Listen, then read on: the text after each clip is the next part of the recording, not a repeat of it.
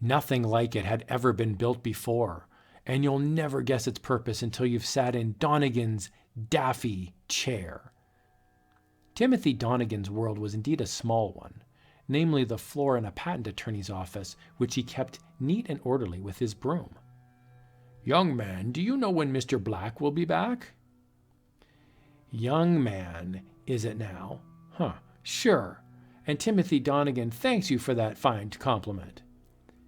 "See here, fellow, I can't wait any longer. I have a pressing appointment." "Will you keep an eye on this chair for me? I want to show it to Mr. Black when I return." "'Tis a rather strange-looking chair, it is. Would ye be after telling me what the chair does, pray?" "I'll caution you to keep your eyes on it, but your hands away from it." The man gave Donnegan a tip for his trouble and left him alone with the chair, with his curiosity now fully aroused. "Except for a few doodads, it looks like an ordinary office chair to me. I'll try it for comfort. There'd be no harm in that." "Oh my, sure. And it would be a fine thing to travel about like the inventing gents that come here." Timothy shifted about a bit. There was a lump beneath him. When he reached down into the seat, he found another gadget. "Well now, if it isn't a fancy set of goggles or the like. It's like that scientific Irish lad you are, Donnegan. Like Bucko Rogers. Press one of these buttons and you're off to the land of the leprechauns." Donnegan pushed a button and, begorra, he was off. What happened soon after would have even amazed even the leprechauns.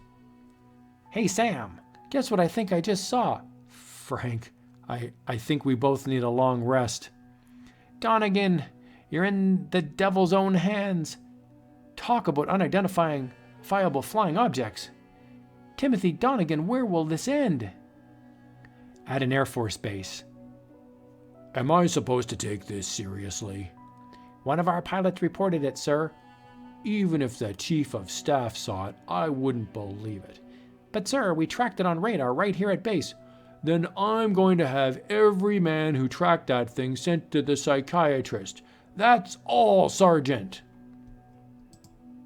Meanwhile, Donnegan had already broken the sound barrier, the heat barrier, and the speed of light. He passed the moon in seconds and left the solar system in faster time than that. Then he vanished among the stars. For all purposes, Timothy Donnegan was among the missing. His few friends considered him deceased. Poor Timothy. He must have met with foul play. We'll never see the poor lad again. But strange as it seems, Timothy returned.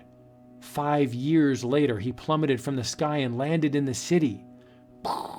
What in blazes? Well, what's this all about, funny man? Start talking. Don't you know you're holding up traffic? Timothy smiled and began to speak, but it was a language and a brogue no Irishman or Earthman had ever spoken. Timothy seemed to have forgotten his own language, and no one could interpret his new one.